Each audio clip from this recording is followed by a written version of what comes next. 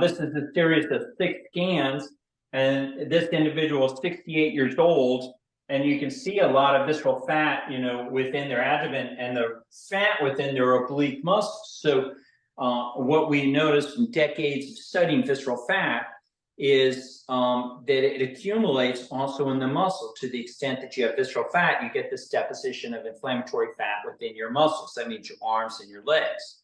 And so this individual goes, through a period of 35 weeks, and they've lost a huge amount of visceral fat by the time they get there, and the shape of their abdomen is significantly improved.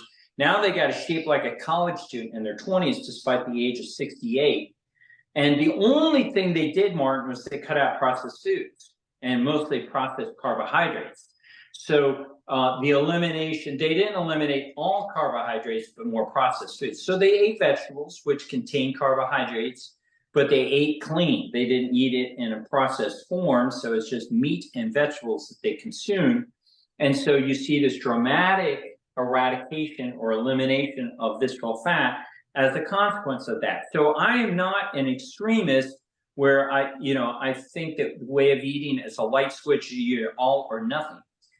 It really is more about quality. So when you think about macronutrients, protein, fat, and carbohydrates, while I preface my comments at the beginning by saying the human being that eliminates more of their carbohydrates lives a better life, it is impossible to go through life without some consumption of carbohydrates. I mean, I will tell you, as a carnivore physician, and I eat fermented vegetables and fruit, and as much as I purpose to eliminate all carbohydrates, I know a small degree of carbohydrates are coming in still in some of those fermented fruits and vegetables, but an even larger amount of carbohydrates are coming in the form of the meat that I eat, because there's glycogen.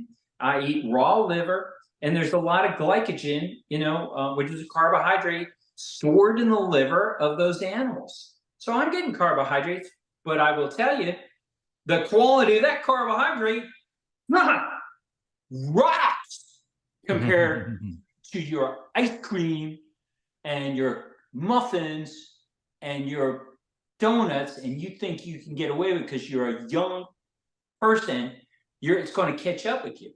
So I would prefer, and I work with clients to get them to understand that it really does amount to the quality of the calories, whether it's in the form of a macronutrient of a protein, fat, or carbohydrate, the source of that. If you're young, there's this black line that's around your eye called a limbal ring. And you can go to a mirror and take a look at the iris is the color part of your eye, and this dark ring. And to the extent that you have preserved that dark ring, you have lived better.